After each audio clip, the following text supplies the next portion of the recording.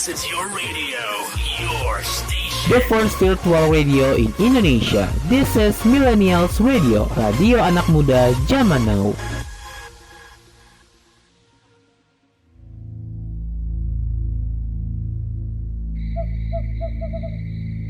Millennials, are you ready for Get It Scary? Bersiaplah untuk memasuki waktu-waktu paling seram dengan cerita-cerita horor menarik cuma di Horror Night.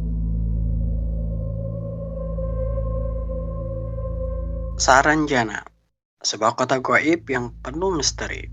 Lalu, seperti apa kota Saranjana yang konon memiliki peradaban lebih maju di kehidupan kita sekarang? Seperti apa ceritanya? Selamat datang di podcast Horror Night. Bareng aku, Lutfi Hidayah, dan rekan aku.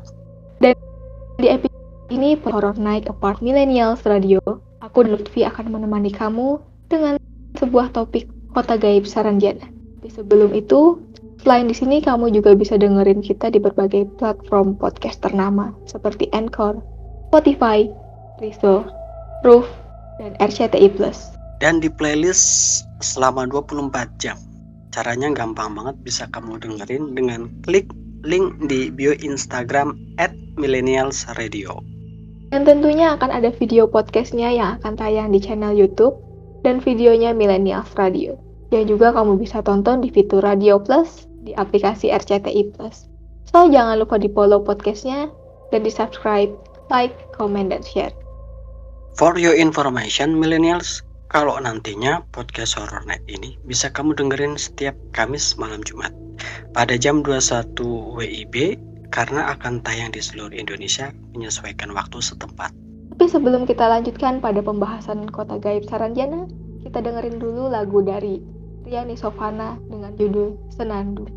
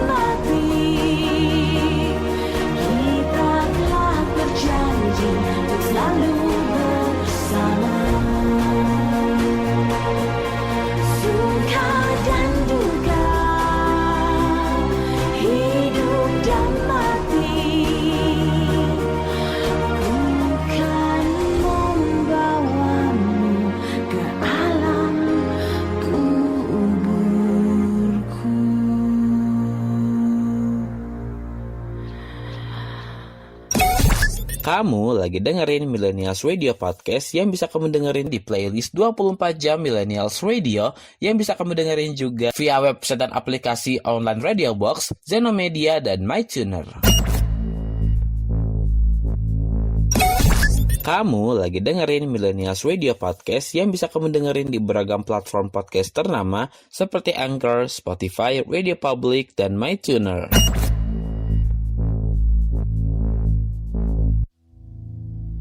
Ada aku, Lutfi Hidayah dari Kota Tangerang, juga akan nemenin kamu di Horror Night.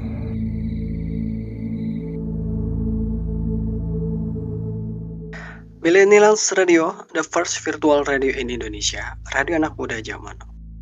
Oke, di episode kali ini kita akan bahas soal kota gaib Saranjana, di mana saat ini Saranjana banyak diperbincangkan ya. Bahkan saking penasarannya soal kota Saranjana yang keberadaannya di suatu pulau daerah Kalimantan itu, kontennya hampir rata-rata dapat like sampai ribuan, bahkan puluhan ribu. Mungkin saking penasarannya ya, barangkali termasuk millennials juga. Tapi aku sendiri juga penasaran sama kota gaib Saranjana. Walaupun sebenarnya aku tahu dari lama, cuma karena nggak percaya aja gitu. Pas mau cari tahu soal Saranjana ini, ternyata memang dari yang lain banyak yang bahas gitu. Intinya sama, menjelaskan kalau kota Saranjana ini kota yang luar biasa modern dan gaib. Sampai aku cari informasinya. Meskipun aku sendiri dari Banjarmasin, Kalimantan Selatan, tapi cerita mistis kota Saranjana ini sangat tenar di akhir-akhir ini. Nah benar, jadi kenapa kota gaib Saranjana akhir-akhir ini trending itu karena benar ya kata Anika ya, konon memiliki peradaban zaman yang lebih modern, maju gitu ya, dari kehidupan manusia yang sekarang ini. Karena memang wujudnya dari kota gaib Saranjana ini layaknya kota yang besar gitu, banyak gedung penyakar langit, bisa jadi lebih dari kota New York, Chicago, Amerika, atau kota Toronto, Kanada, atau bahkan Sydney. Padahal letaknya itu ada di Kalimantan ya, yang katanya orang-orang nih, Kalimantan itu sebuah pulau dengan banyak hutan ya, hutan semua. Iya, salah satunya ada nih, unggahan foto dari netizen di TikTok ya, yang dirinya tengah liburan, kemudian dia berfoto-foto dengan background yang awalnya suatu pulau kecil gitu ya. Tapi setelah beberapa ada yang aneh gitu ya, karena latar belakangnya jadi sebuah siluet kota yang besar gitu. Padahal menurut pengakuan itu dia berfoto di balik pulau yang di sana hanya terdapat banggar. Banggar itu kayak jembatan gitu loh. Cuman pada malam hari itu anehnya itu dikelilingi lampu-lampu dan sebuah cahaya gemerlap layaknya kota besar di malam hari. Video anak kecil yang sedang berwisata ke pantai dan itu terjadi saat orang tuanya mengambil video si anak ini di bibir pantai. Tapi setelah video yang diambil itu bergeser atau mungkin mau mengambil sudut yang lain, tiba-tiba gambarnya berubah menjadi sebuah kota besar. Bahkan tampak juga ada benda-benda bergerak yang konon katanya itu ada yang berkomentar sebuah pesawat jet. Oh iya millennials, kebetulan ada orang Kalimantannya langsung nih. Karena Anika dari Banjarmasin, Kalimantan Selatan ya. Dan keberadaannya itu di mana sih Anika? Yang kamu tahu nih ya, mungkin dekat dari lokasi tempat tinggal kamu gitu. Jadi millennials, ada beberapa versi tentang keberadaan dari kota Saranjana ini. Dari informasi yang beredar tentang kota Saranjana ada 3 versi lokal. Yang pertama ada di Kota Baru, ini yang paling terkenal. Kota Baru, Kalimantan Selatan. Berarti kalau dari aku, Banjarmasin, berjarak sekitar 7-8 jam perjalanan darat. Lumayan jauh ya. Berarti kayak dari Jawa ke Jakarta gitu ya. Hampir makan waktu antara 7-8 jam. Atau sekitar berarti kurang lebih 350 kilometeran ya. Ya, dan versi kedua mengatakan kota Saranjana ini ada di Teluk Tamiang, Pulau Laut. Untuk versi ketiganya, dia mengatakan Saranjana terdapat di bukit kecil Desa Oka-Oka, Kecamatan Pulau Laut, Kelautan Kalsel.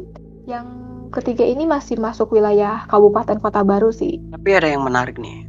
Meskipun keberadaannya di antara ketiga tempat tersebut, tetapi ada salah satu peneliti sejarah asal Jerman yang menyatakan bahwa pada tahun 1845 silam itu ya, di peta itu ditemukan lokasi dari Saranjana ini, namanya Tanjung Saranjana. Tepatnya di mana itu? Tepatnya di sebelah selatan Pulau Laut atau bersebelahan dengan wilayah Kerumputan. Dan itu berarti maksudnya Pulau Kijang. Itu berdasarkan peta yang dibuat oleh Solomon Muller ya. Itu dia millennials, asal mula cerita dan keberadaan dari kota gaib Saranjana. Baik, sebelum kita lanjutkan ke sesi berikutnya, kita dengerin dulu lagunya Payung Teduh dengan judul Resah.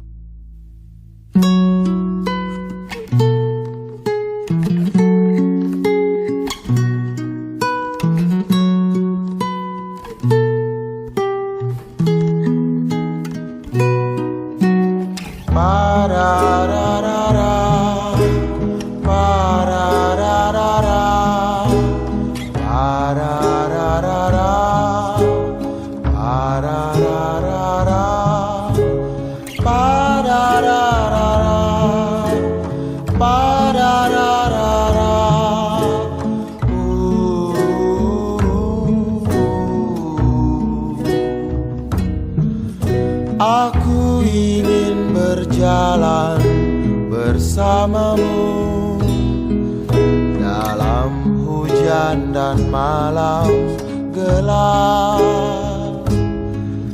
tapi aku tak bisa melihat matamu. Aku denganmu di antara daun gugur. Aku ingin berdua denganmu, tapi aku hanya melihat keresahanmu.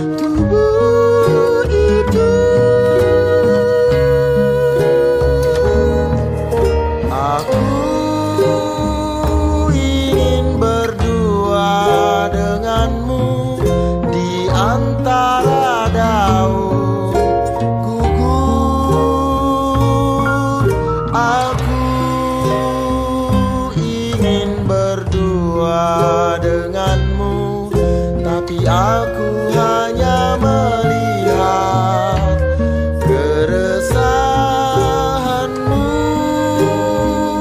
ingin berdua denganmu di antara daun gugur.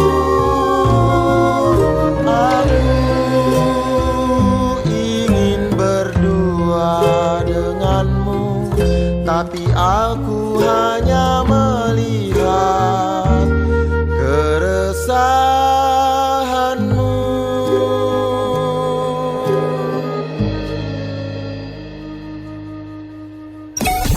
Kamu lagi dengerin Millennials Radio Podcast yang bisa kamu dengerin di beragam platform podcast ternama seperti Zenomedia, Google Podcast, Amazon Music, Castbox, dan Stitcher. Kamu lagi dengerin Millennials Radio Podcast yang bisa kamu dengerin di beragam platform podcast ternama seperti Reso, Noise, Roof, dan RCTI+.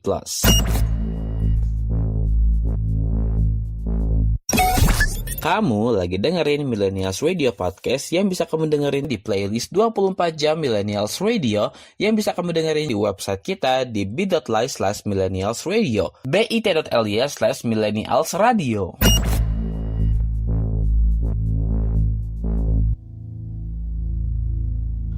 Aku Anika dari Banjarmasin yang lagi nemenin kamu di program Horror Night. Millennials Radio, the first virtual radio in Indonesia. Radio anak muda zaman now. Masih menjadi misteri tentang kota gaib Saranjana yang konon beredar memiliki peradaban yang lebih maju atau modern dari kita. Berikut ada beberapa cerita atau kisah yang pernah berkunjung ke Saranjana. Tapi anehnya mereka tidak tahu atau bahkan tidak sadar bagaimana masuknya ke sana. Iya, aku juga sempat dengar beritanya ya, bahwa musisi tanah air bahkan pernah konser di sana nih, Millennials. Sebut aja ada kisah dari Tantri Kotak, terus ada Ari Lasso, dan juga sampai ada band juga ya. Tapi Millennials, yang paling menarik dari sebuah pengalaman di kota gaib Saranjana adalah seorang kurir yang membawa ulang emas seberat 4 kg. Wow, emas 4 kilogram ya. Dalam bayanganku ini antara harus senang atau menyeramkan gitu ya. Tapi seperti apa ceritanya? Ini dia. Ceritanya bermula oleh seorang laki-laki bernama Indra. Dia berprofesi sebagai kurir jasa pengiriman paket yang kurang lebih bekerja 2 tahun. Dia berasal dari Kabupaten Kota Baru, Kalimantan Selatan. Bertugas mengantarkan paket sampai ke tempat tujuannya adalah kegiatan sehari-harinya. Suatu waktu, Indra mendapati paket dengan alamat yang cukup membuatnya bingung. Sebab selama ia menjalani pekerjaan tersebut, ia tidak tahu alamat yang tertera itu. Bahkan ketika Indra mencoba melacak dengan Google Maps, alamat tersebut tidak diketahui keberadaannya. Tapi dalam paket dengan berbentuk persegi panjang layaknya kotak ponsel, Indra hanya menemukan lokasi distrik Nabula. Ya, distrik Nabula. Hanya petunjuk itu yang Indra ketahui. Nomor telepon juga tidak terhubung dengan baik. Mungkin sinyal yang buruk, pikirnya. Dengan sisa paket terakhir tersebut, Indra berjalan. Setidaknya, Indra memiliki tujuan ke distrik Nabula. Dalam hatinya, sampai sana aja dulu gampang, nanti tanya ke warga. Selama di perjalanan menuju distrik Nabula, ia tidak merasakan hal aneh atau hal ganjil apapun, seperti tidak terjadi apa-apa. Begitu sampai di distrik Nabula, ia segera mencari warga untuk bertanya alamat tepatnya. Tapi beberapa kali warga setempat tidak ada yang tahu lokasi. Padahal distrik Nabula merupakan tempat yang tidak luas dan hanya beberapa nomor rukun warga saja, karena memang penduduknya masih sedikit. Sedikit kebingungan dan rasa lelah karena tidak ketemu, ia akhirnya berhenti dan beristirahat sambil minum di pinggir jalan. Sampai ada seorang bapak tua yang tak sengaja lewat berjalan kaki dari belakang Indra. Dengan spontan, Indra coba bertanya, barangkali bapak tua ini tahu di mana alamat paket ini. Indra bertanya, tapi bapak tua ini tidak bagus pendengarannya. Akhirnya ia menunjukkan alamat yang tertera di paket. Bapak tua ini mengangguk dan segera menuju ke arah depan. Tapi sejurus itu bapak tua ini mengeluarkan kain kecil yang dikibaskan di wajah Indra. Tanpa sadar, Indra pun menemukan jalan belokan di depan, dan bapak tua yang mengarahkan tadi sudah tidak ada. Indra juga tidak sadar bahwa jalan yang ditunjukkan bapak tua tadi merupakan jalan gaib menuju Saranjana. Akhirnya ia berpamitan dan melanjutkan perjalanan mencari alamat dari paket tersebut. Tak lama, ia terkejut gedung-gedung besar pencakar langit yang megah dan dilapis perak juga kaca. Juga ada beberapa kendaraan mewah. Sampai akhirnya ia tiba di alamat yang dituju. Ia memencet bel rumah dan muncul layar lebar dengan sosok gadis di sana. Setelah menyapa, Indra dipersilakan masuk. Ia memberikan paket itu kepada penerima dan isinya sebuah ponsel seharga puluhan juta. Tiba-tiba saja saat hendak pulang, hujan turun dan Indra dipersilakan untuk menginap lalu pulang keesokan harinya. Kebetulan, keesokan harinya bertepatan dengan tanggal 17 Agustus, dan di sana sedang merayakan acara kemerdekaan tersebut. Saat itu, Indra meraih juara 2 memasukkan paku ke dalam botol dan mendapatkan hadiah yang besar, yaitu 4 kg emas. Indra pun berpamitan dengan membawa 4 kg emas tadi. Indra sadar bahwa itu adalah kota Saranjana yang dirahasiakan. Setelah ia keluar dari kota tersebut, semua kembali normal. Emas itu disimpan di lemari kosnya. Walaupun mengalami hal mistis, ia tetap menjalani pekerjaannya seperti biasa. Oke, Millennials, ini itu dia ya ceritanya ya. antara senang dapat 4 kilogram emas gitu ya, atau karena pengalaman itu yang cukup misteri ya. Baiklah, habis ini ada Barrios ya, baca cerita horor dari Millennials. Tapi setelah lagu miliknya The Spose, Kelam Malam, Aima Saras.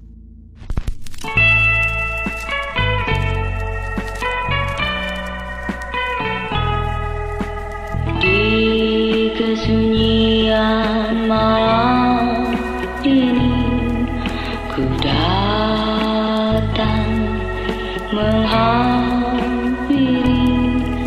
dirimu yang pernah berjanji sehidup dan semati.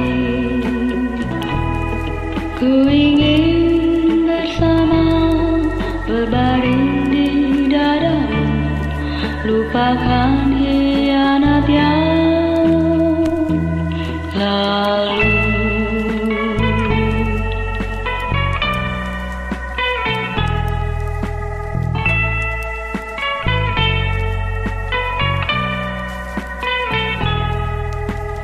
Di kekelaman hati ini kan ku tagih sumpah mati yang kau bisikkan ke rambutku, melambai tanpa arti. Ku ingin bersama berbaring di dadamu, lupakan hianat yang lalu.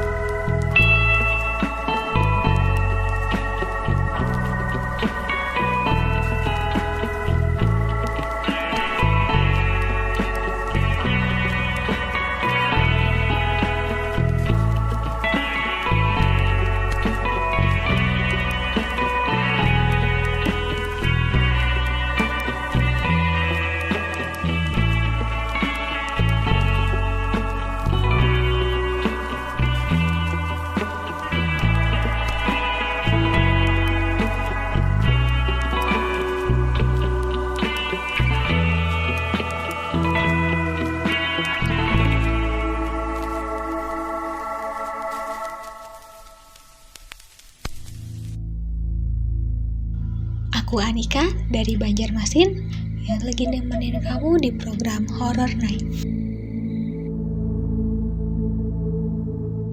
Millennials Radio, the first virtual radio in Indonesia. Radio anak muda zaman now. Dan terima kasih pada Millennials yang sudah memberikan cerita pengalaman horornya. Saatnya Barrios baca cerita horor dari Millennials.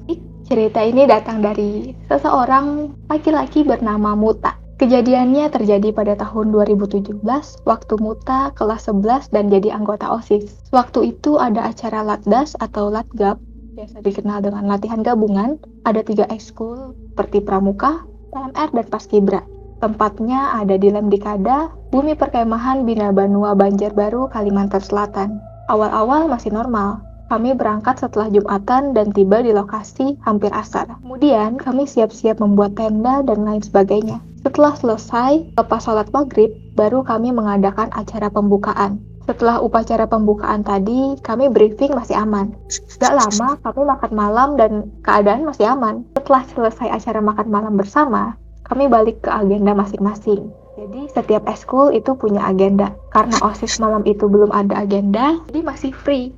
Nah, karena sedang tidak ada agenda, Muta inisiatif mau mandi. Bodohnya di sini, apa yang nyuruh mandi malam? Tapi karena sudah lengket banget, keadaan juga free, siapa juga yang berani marahin kan? Panitia juga, pengawas gitu. Jadi, ya udahlah mandi. Awalnya itu Muta ngajak temennya Muta, namanya si Imon. Mon, temenin mandi, kata Muta. Maksudnya itu di kamar mandinya sebelahan, nggak mandi berdua. Imon jawab, tunggu, mau ngobrol dulu. Ya udah, Muta duluan aja, nanti nyusul, kata Muta. Setelah itu, Muta ke kamar mandi. Nah, kondisi air di kamar mandi itu gak semuanya keisi, biliknya ada 4. Jadi Muta ambil bilik yang kedua karena yang paling banyak. Tiba-tiba ada suara jalan. Muta kira itu si Imon. Dari langkah kakinya itu kayak masuk ke bilik nomor 1. Ya udah, Muta positive thinking. Muta coba panggil tapi gak ada respon. Cuma ada suara mandi doang. Kemudian tiba-tiba dia ngomong persis banget suara Imon. Muta ada odol, Muta taruh odolnya di perbatasan tembok biar bisa dia ambil. Nah kemudian setelah dia ambil odolnya, udah itu dibalikin lagi. Muta nggak merhatiin waktu dia ambil atau dia ngebalikin itu. Pokoknya pas selesai mandi, odolnya udah ada gitu. Lanjut cerita, Muta keluar kan dari bilik kamar mandi. Pas Muta keluar itu masih ada suara air di bilik 1. Udah Muta tunggu sambil ngebatin, ini anak lama bener mandinya. Muta tunggu di depan bilik nomor 2. Duduk kayak gitu kan posisinya. Kamar mandi itu agak jauh dari tenda-tenda kami. Terus nggak lama nggak ada suara air lagi. Muta pikir, oh lagi ngeringin badan atau lagi handukan atau lagi pasang baju gitu. Tapi Muta tunggu lama banget, 15 menit, dan tiba-tiba Simon datang dari arah tenda ke kamar mandi. Dia baru datang. Periksa baknya kosong. Situ Muta nggak mandi besoknya. Simon juga nggak jadi mandi karena Muta ngomong, kamu mandi kan tadi di sini? Tapi kayak nggak ada. Langsung kami cepat-cepat ke tenda OSIS. Kemudian nggak berani cerita itu sama sekali. Sampai nggak bisa lanjut aktivitas berikutnya karena masih panik. Terus ya udahlah, kami ngobrol sama yang lain, ngegabut juga karena jadwal OSIS masih free sampai sholat subuh. Nah biasanya kalau free itu kita biasa main bareng yang lain biar nggak ada kejadian horor. Terus besoknya agenda full seharian karena terang kan, udah agenda full seharian, masuk lagi ke malam minggu. Malam itu Muta nggak berani mandi, jadi nggak mandi. Acara eskul yang lain belum ada kejadian horor apa-apa. Terus sampai jurit malam. Jurit malam ini setiap eskul ada lahannya masing-masing. Jadi si OSIS kebagian jaga atau mantau eskul lain. Muta itu bareng Imon sama Semi memantau eskul PR dan pramuka. Ya udah kami keliling ngeliatin mereka itu kayak jurit malam gitu. Terus kami keliling nggak ada apa-apa, masih aman. Sampai di mana si Semi dan Imon itu lihat ada kuntilanak duduk di atas pohon. Kita ngomong, nggak mungkin, nggak ada, nggak apa-apa, nggak ganggu. Tapi mereka kayak dempet-dempetan gitu bertiga, kayak nggak berani lewat. Di persimpangan jalan, kami ketemu Ara sama Jaki. Akhirnya si Imon dan Semi tadi panik kan, kayak tadi lihat setan. Karena Muta nggak percaya, Muta jawab nggak ada setan, nguatin mereka kayak gitu. Akhirnya kami jalan berlima, keliling berlima lewat pos-pos jurit malam. Cuma karena kami ngawas, jadi ya dibiarin sama yang jaga pos. Terus kami jalan ke arah Tugu yang ada di dekat danau. Dan Tugu itu sebenarnya bukan kawasan anak eskul pramuka, tapi kami lihat ada satu anak pakai baju eskul pramuka ngebelakangin kami. Kami inisiatif mau negur, kayaknya dia korlap deh. Kami positive thinking tuh, mungkin dia korlap lapangan. Terus kami samperin ke arah Tugu, si Ipon manggil, "Bang," kayak gitu. Tapi kayak SKSD gitu, dia nggak jawab panggilan itu. Ya udahlah, kami deketin dia, tapi dia ini jalan lurus. Ikutin lagi, pas ke arah belakang yang lahannya luas itu, dia stop. Dan kami panik, kami ikut stop juga.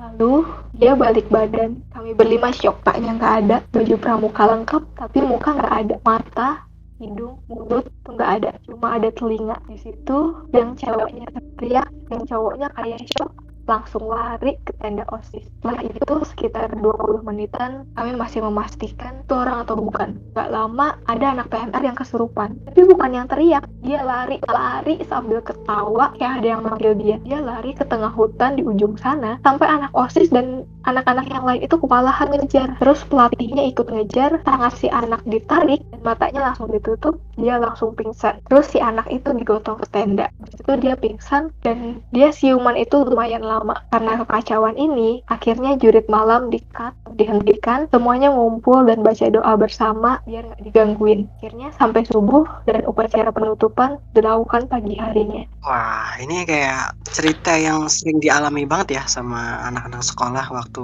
perkemahan gitu ya. Oke, terima kasih Muta ya udah berbagi cerita dengan millennials. Ya, Barriers tadi menjadi segmen penutup ya di podcast Horror Night, part of Millennials Radio.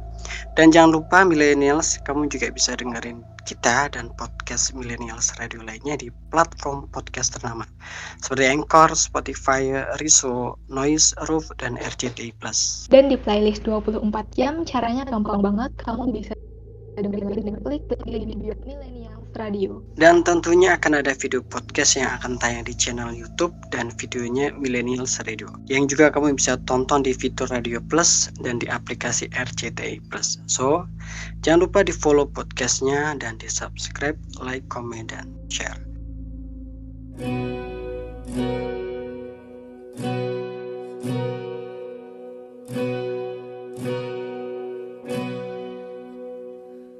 Selepas kau pergi, tinggallah di sini ku sendiri. Ku merasakan sesuatu yang telah hilang di dalam hidupku. Dalam lubuk hatimu, ku yakin kau pun sebenarnya inginkan lepas dariku. Tahukah kau kini ku terluka? Bantu aku membencimu. Ku terlalu mencintaimu. Dirimu begitu berarti untukku. Kau telah mencinta dan dicintai kekasihmu. Ini tak adil bagiku. Hilanglah dan tinggallah hampa. Bantu aku membencimu. Ku terlalu mencintaimu. Dirimu begitu berarti untukku.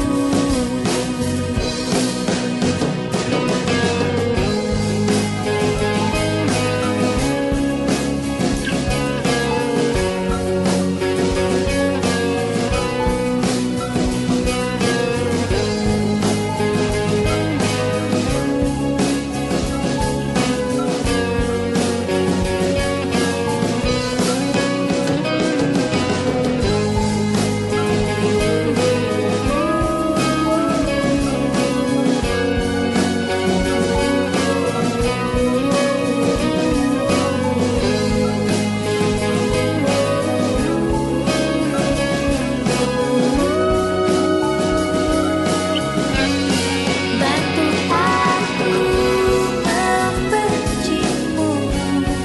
Ku terlalu mencintaimu. Dirimu begitu berarti untukku. Lupakanku dalam hidupmu yang pernah mencintaimu. Kau memang tercinta, bukanlah untukku. Selepas kau pergi, tinggallah di sini ku sendiri. Ku merasakan sesuatu yang telah hilang di dalam hidupku.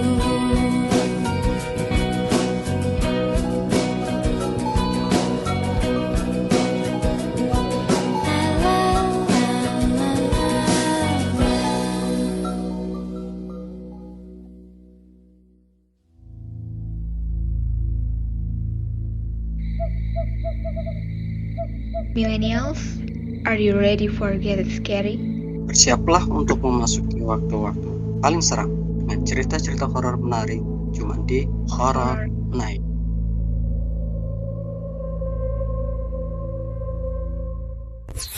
This is your radio, your station. The first virtual radio in Indonesia. This is Millennials Radio, radio anak muda zaman now.